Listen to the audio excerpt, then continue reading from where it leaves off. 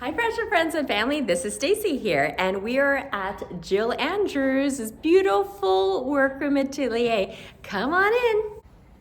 I see a new dress in the window. What do you have going on over here? Chiffon. Was this the fabric we were looking at last week? Absolutely. Tell us about it. I was inspired. This is some French cracked ice, which is actually a mousseline, which is a very fine chiffon that has a little crepe.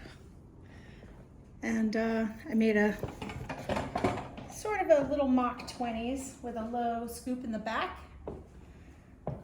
This is like one of my favorite fabrics. The little flowers have, look at this. When you look at the cracked ice, Sparkling. which is, yeah, look, it doesn't shed. And it has AB in there, which is the Aurora Borealis. I don't know if you can see that, but a little bit about the cracked ice. It's different because it's not just a square.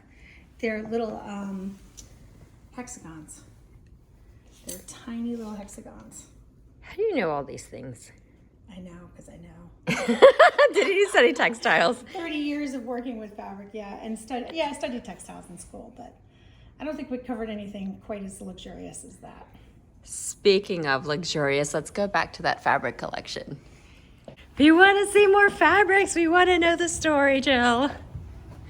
Okay, so this is just a little smattering of the incredible cache of luxury textiles that I have. So these are, look at this silk taffeta with woven velvet. It's not glued, it's woven. So, but, so I think today we're going to focus on chiffons. I know Stacy can't wait to get on that lace shelf there. Yeah, so right now I'm pulling out some of my faves. We're gonna bring them out into the light so we can look at them. Ooh, look at this nice crepe. I forgot I had that. How are you going to decide which ones you're going to start working on with?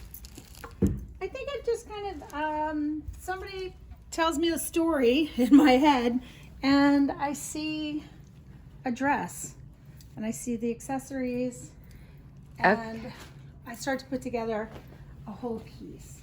And wait till you see this. This, like this right here, I see a Gustav Klimt painting. Here we go.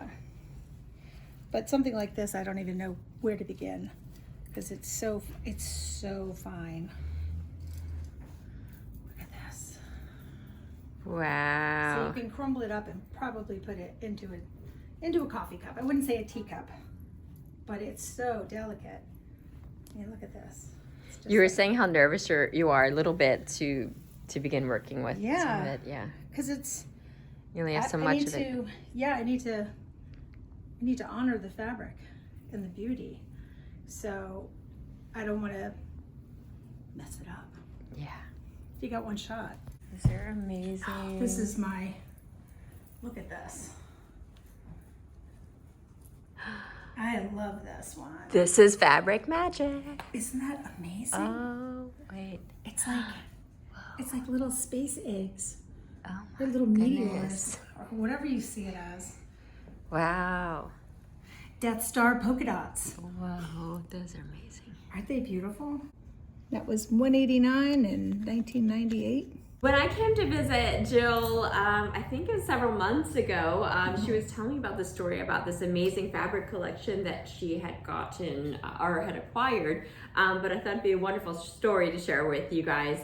So could you tell us more about how you have this beautiful collection that's very, in my opinion, very rare and in this condition as well? Oh, it's completely rare. It's all the finest European fabrics. There was a woman in Baltimore that owned a really beautiful boutique fabric store, and I believe she closed it in the very early 90s, if not 80s, or late 80s, early 90s. And when she closed the store, she took everything that was the best that she had and meticulously stored it all in a room in her house. She passed away a few years ago, and her family didn't know what to do with the fabric. They had called a couple different stores, and word came to me, and I saw one little box, and they were like, "Go ahead, make us an offer." And I didn't realize that there was a whole room full. So they were so excited that I was over the moon about this collection and these fabrics that we were all very happy that I wound up with them. Yeah. So, and there were some interesting things also about the lady herself when you found out more details about her. Can you tell us? oh yeah, she, her name was Helena Cyel. She was a survivor of the Holocaust. Yeah. These emotional connections to someone's this is definitely legacy in a way. Yeah, it is. Yeah. I know. I don't know why. Hold on. Oh, that's okay. It's sort of, in a way, it kind of makes me happy that she brought such beauty in her fashion collection that she had curated so meticulously. It looks, I mean, to me, like, if I was an art collector of textiles, this would be it. Like, she really selected such beauty and brought it. And I guess during her lifetime of being an entrepreneur and sharing this fabric and her selection, that she brought her international travels of these fabrics to this town. Well, clearly she had the most incredible, impeccable taste. Everything, all the woolens are from Scotland and Austria, and all the silks are French. The cottons are Swiss. I mean, they're just like from the best mills in the world. That, you know, a lot of them might still be there, but you know, it's an era gone by, I feel like, unfortunately. So I do wonder, with this sort of beauty and textile form, as you're creating these garments, what legacy do you want to share with a little bit of her story woven with your story and what you're creating? I feel like the fabrics are so special that you know, that it all has to come back and honor Helena in a way. Did she ever design, do you know? I don't know that much about her, but I know just from watching videos that I think she was number 16 on Schindler's List, and he saved her twice. And she came to the States in, I think, the early 50s. I think she opened the store in 67. Wow. I'm not sure about all those. Those are just what I've heard, but I think you should make 16 dresses. that would be cool. That would be very cool. Yeah, but I do. I'm trying to figure out some way. I mean, it's a large emotional job to have something so special and to be able to produce something that will honor the tradition of dressmakers and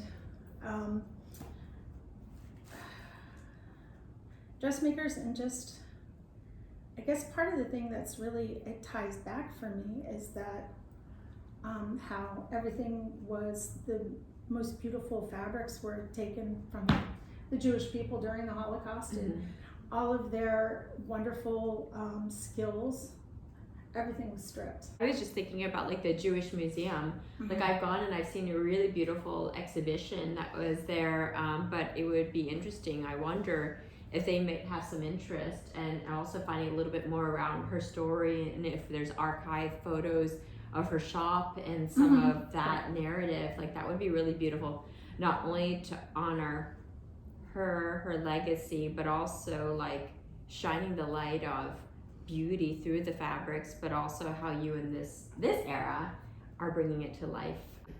All right, let's see what beautiful things you have. Oh yes. Okay, so we all saw this one. We're in love with that. We have this fabulous one. I think honestly, I swear Beyonce had a dress made out of that. Look at this. This is the cracked ice again. You see how fine this is? I mean, you can see you could read my palm through that. Yeah, they're so tiny. I know, and the cool thing is none of it sheds. So they're how do they apply it? I believe that's just to keep the glue and sticking to the next layer and snagging it.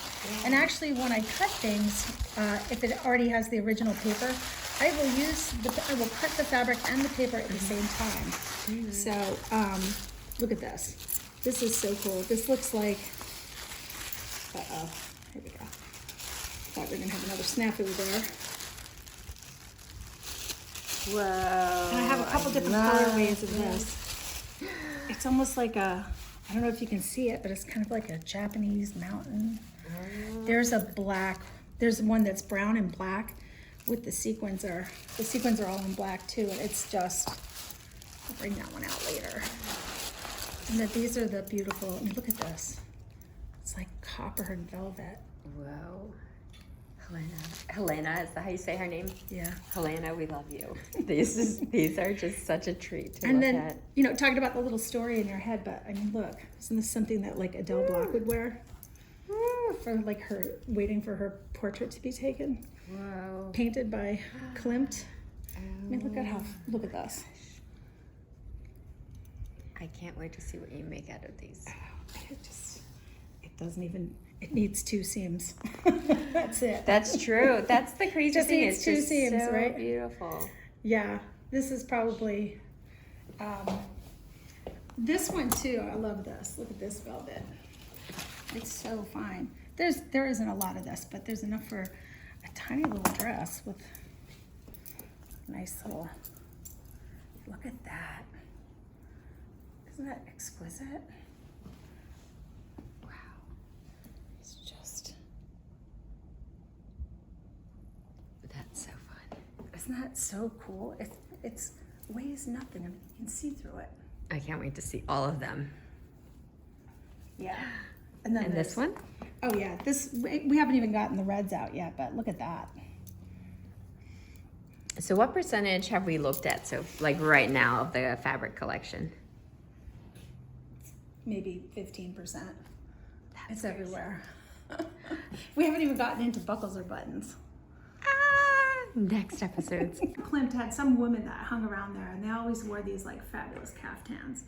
And it's like, I always see her, you know, Yeah. with some kind of like cool big hair, but very like a simple garment, boat neck, cap sleeve, straight drop. I mean, what do you need? Yeah. And then T length, like what would be the length of? Full length. Full length. Full length. And then would it So be you're loose?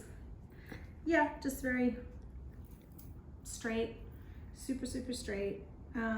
Maybe some, you know, a slit in the leg, like in the back for movement, but just really clean, painfully simple, which is always the hardest thing to do because there's no place to hide. Yeah.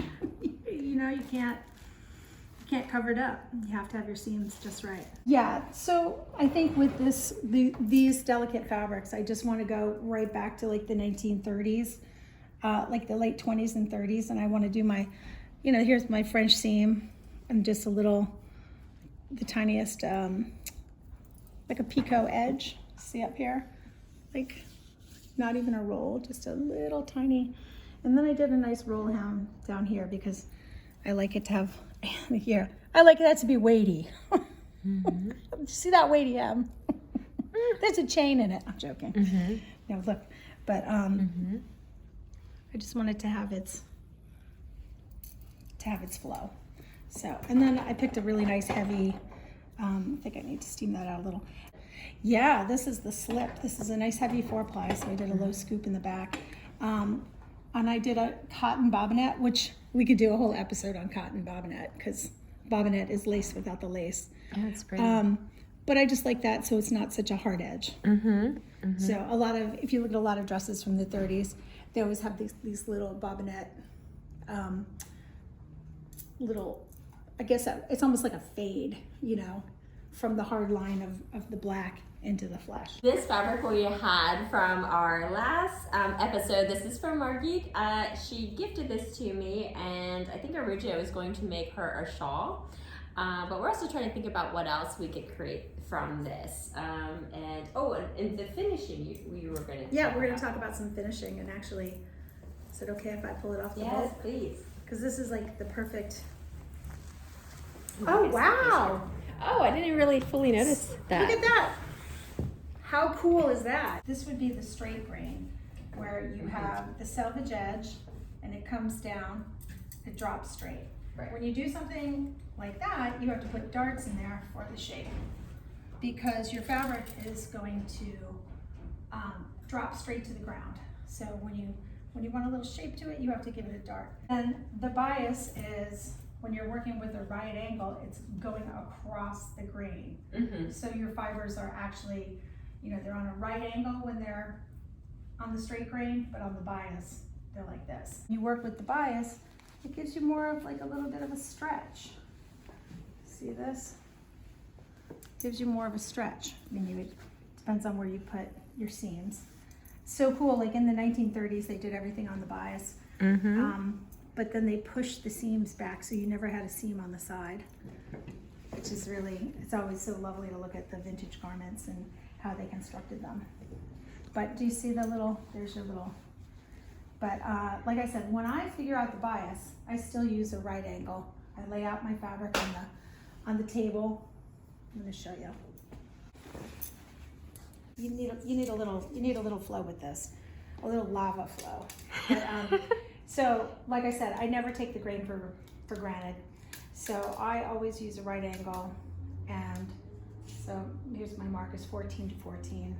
And then I would use a rotary blade, because my table is a self-healing table. Oh, cool. Yeah, so, and I just ordered the self-healing stuff from a manufacturer online. So it's 96 inches long and 48 inches wide, which is awesome. So, because a lot of fabrics are 45. Mm-hmm. So 52 hangs off a little. But so if I was going to cut the bias, these would be perfect bias strips. And that's how you do that. And if you're not sure if your bias is cut correctly, you can do a little test. See, whenever I cut bias, I have little strips left over. Like this is the interfacing. But when you hold your bias, it should hang straight. It shouldn't curl. You see that? If it's off grain, if your bias is off, it'll curl. Tiny straps that I've made.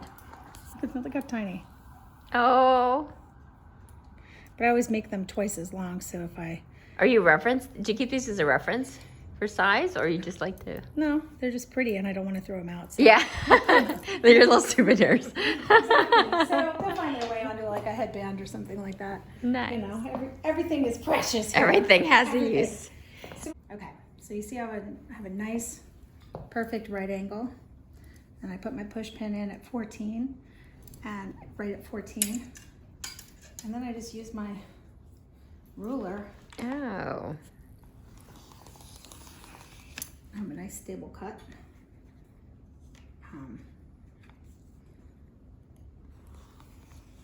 This is usually where I cut myself, so no blood.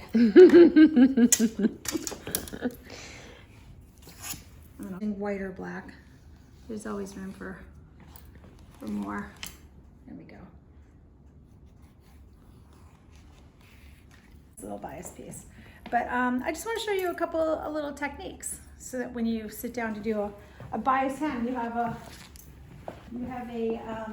sense of how to do it and how to do it the right way.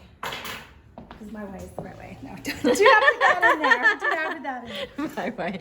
It's Jill's way or no way. It's my way. Okay. Make sure I got this guy going. I'm going to do it in white so you can see it.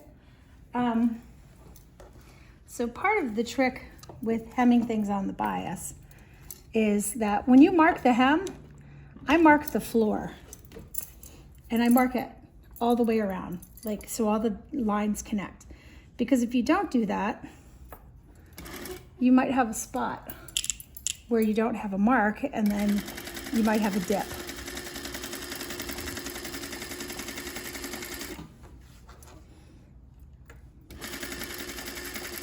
So the first thing I do is I fold it up on the pencil line. That would be like the floor line or the hem line. I always puff my hems. And then I do one pass stitching like that. And then I'll trim that down.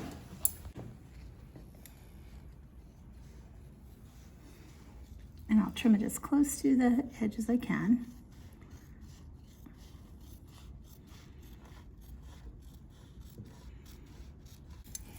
Okay.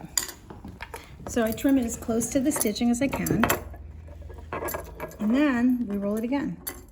So, and then I just push as I sew. See how nice and tiny you can get that?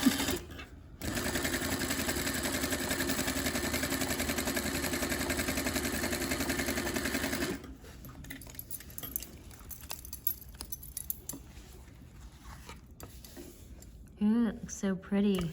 Good, nice little hem. Wow. And then So there's nice. another cool thing that I like to do. I should press this. Pressing's more important. It's one of the most important parts of sewing. Oh, absolutely. You know it. You're saying the words. It's the difference between something looking homemade and store-bought. Mm-hmm. Right? Isn't that what Yes. people want it to look? Although now there's a cachet. It's something that's handmade, and I will be the first to say that sometimes I specifically leave a little pencil line or Human hand. yeah, exactly. So you know that I made it. So I folded my bias in half. Let's see. Should we pretend we're binding a neckline? Oh, sure. Okay. So I'm gonna make an oval. She doesn't trim her threads. The other one. Clean up while you're Yeah, right, exactly. This is, when you see this, everything is static and magnetic right now, so bear with us. So what I do is I will pin in, and actually I usually use a really thin iron-on stay tape when I'm doing a tight bias like this.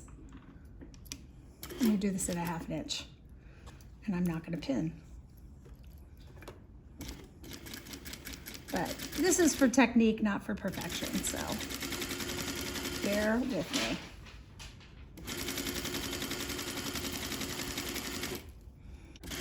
And I'm doing a very, very close edge stitch, which is probably one of my all-time favorite techniques. These are the good scissors. It's like the last remaining pair.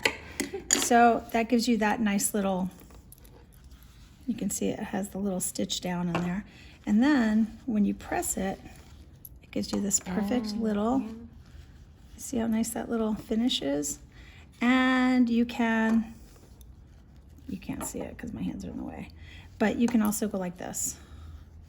We'll talk about directional stitching next time because I'm not directional stitching, and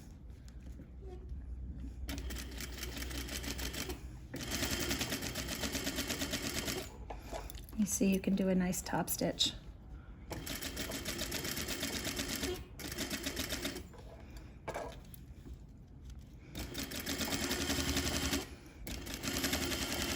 There you go, nice and pressed.